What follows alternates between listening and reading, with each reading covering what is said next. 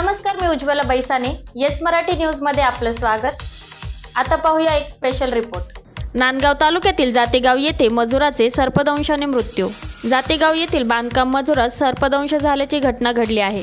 देवीदास बाळू शेळके, राहणार जातेगाव, वय वर्ष 40. देवीदास बाळू शेळके हा स्वतःच्या घराचे बांधकाम करत असताना जवळच असलेले सिमेंटची गोणी घेण्यासाठी गेला. त्या सिमेंटच्या गोणीखाली दडून बसलेल्या कोब्रा जातीचा विषारी सापाने चावा घेतला. जवळ असलेल्या कामगाराने देवीदास शेळके यांना नांदगाव येथील ग्रामीण रुग्णालयात उपचारासाठी दाखल केले आणि जातेगाव येथील सर्पमित्र रामेश्वर सोनवणे यांना पाचारण केले. देवीदास शेळके यांची प्रकृती नाजूक असल्यामुळे त्यांना पुढील उपचारासाठी मालेगाव येथे हलविण्यात येत असताना दुर्दैवाने त्यांचा रस्त्यातच मृत्यू झाला. सर्पमित्र रामेश्वर सोनवणे यांनी घटनास्थळी व्यवस्थित शोध घेऊन कोब्रा सापाला व्यवस्थित पकडून निसर्गमुक्त केले आणि थोडक्यात सापाबद्दल माहिती दिली. आता पावसाचे दिवस आहे, बिळात पाणी शिरतात आणि साप बाहेर निघतात. साप कुठे पण आसरा घेतो. आपण काम करत असताना किंवा चारा उचलताना काठीचा वापर करा. येस मराठीसाठी तालुका प्रतिनिधी विजय बडोदे, नांदगाव.